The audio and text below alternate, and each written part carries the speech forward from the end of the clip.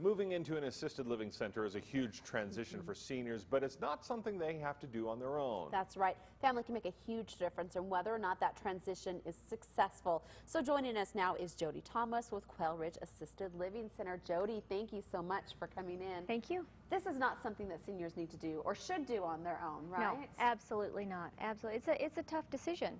It's a tough transition for people. And as I was thinking about this, one of the biggest things that people, or parents or kids can help their parents do, first off, is don't feel guilty.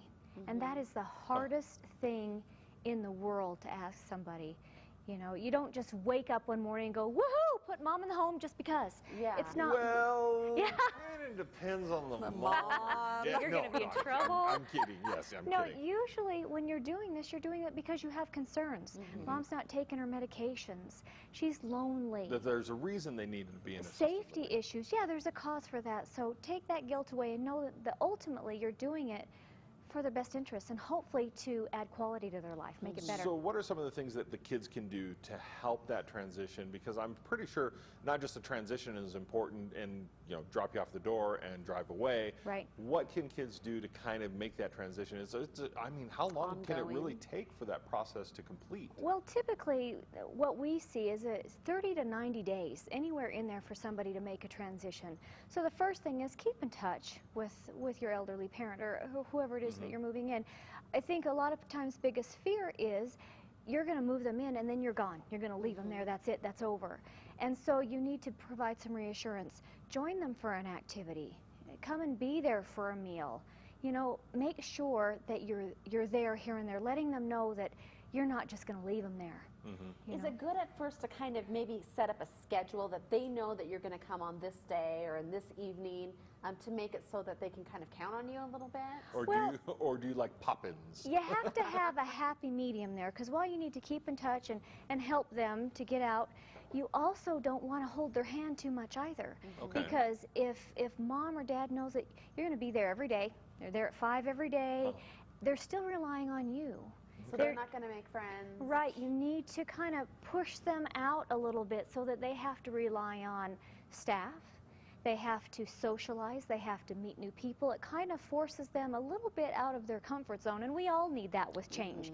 Sometimes we all need a little push to step out of what is comfortable for us. Is there some things that we can do to kind of help that transition with, you know, not bringing the whole house over, because you don't want to remind them of the old times and the place where they came from and long to go back there, but some nice touches from the house? Well, a little bit you do. You want to create, now we have, and most places have unfurnished apartments, so the goal is to create the familiar so that the transition, yes, absolutely.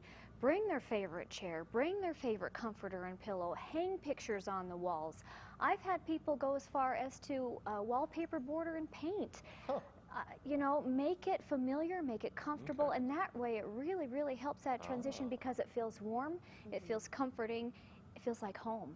Well, and actually, I know my grandma moved into an assisted living center several years back, and when we walk in, it does feel like home.